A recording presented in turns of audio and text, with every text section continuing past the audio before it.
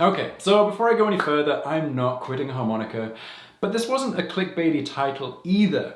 I have definitely wanted to quit harmonica in the past, and I get emails and messages from students all the time who say that they want to quit. So I decided to make this video where I'm going to start by telling you that it is totally normal to get so frustrated that you want to give it up for good. Then I'm going to give you some strategies for getting back on track.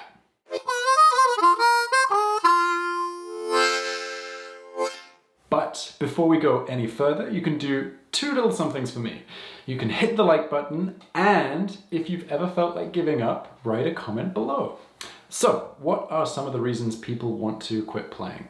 They're frustrated that they're not getting better fast enough. They are getting bored with all of the monotonous exercises like scales, etc. They are not as good as insert harmonica hero name here. They are not a natural talent. They don't know how to improvise. So these are just some of the reasons I've wanted to stop playing over the years, and I've heard many more from other students. My personal favorite is, I started too late in life to get good. Even I thought that, and I started when I was 14. So how do we get back on track? Well, step one, most important one, take a break.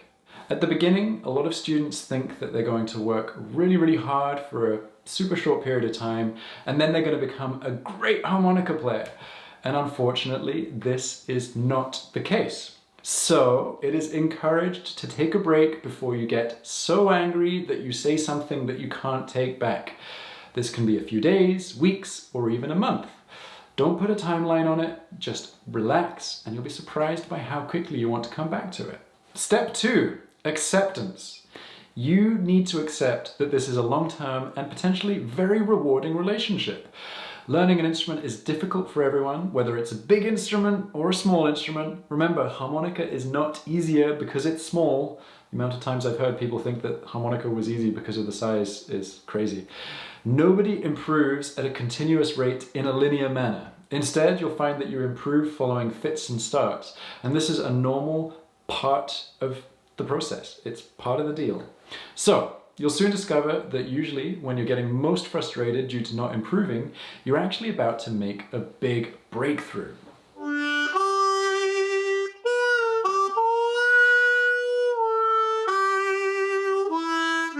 Right, step three, inspiration. Why did you want to play harmonica in the first place?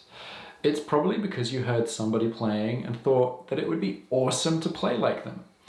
And when you're ready, I suggest that you seek out inspiration either by listening to your favorite harmonica records, watching live footage on YouTube, or even better, going to a gig if lockdowns, etc. permit. Personally, I love watching other people playing for a very short period of time, but it doesn't take me long to want to be up there doing what they're doing. And watching better players on stage always makes me want to run home and practice again.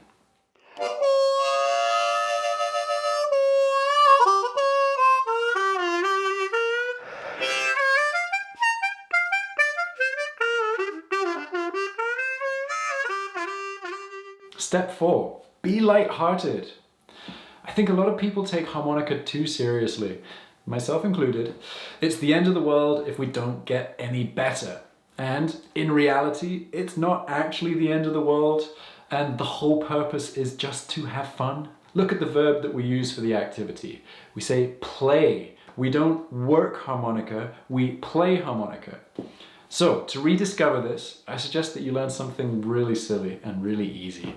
Pick a really fun, simple melody and learn how to play it. It'll make you smile, you can play it for your friends and family when they ask you to play something, and I recommend jumping on harptabs.com just to get started. The tab might not be perfect, but it'll get you in the right vicinity. And remember, learning an instrument is not the most important thing in the world. It's just fun and relaxing. Remember that. Okay, step 5, jam. My wife actually sends me out of the house to jam with my musician buddies. She does this when she recognizes that I've been getting too introspective and practicing too hard. She's always right, and playing with other musicians without any agenda always reminds me why I love music in the first place.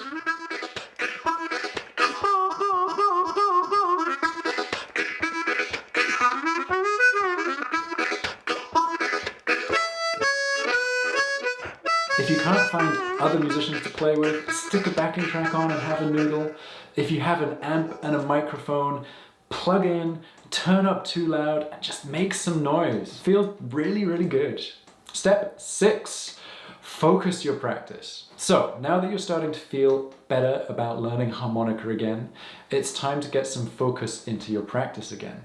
Make some long-term, medium-term, and short-term goals. Your long-term goals can be quite vague, but your medium and your short-term goals should be very specific and they should feed into each other. The best learners are the ones that can make their goals small and actionable instead of large and difficult to tackle. Think of eating an elephant.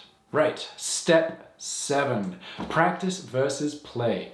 Finally, now that you are back on track, I want you to remember that there is a difference between practice and play. Practice is extremely important and it should be just difficult enough to challenge you, but not so difficult that you get frustrated. Play is equally important and it should be fun and it should be non-judgmental.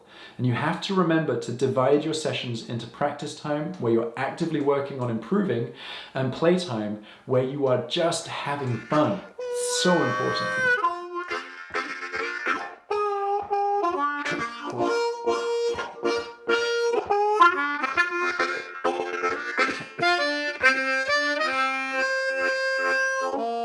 Okay, thank you so much for getting this far.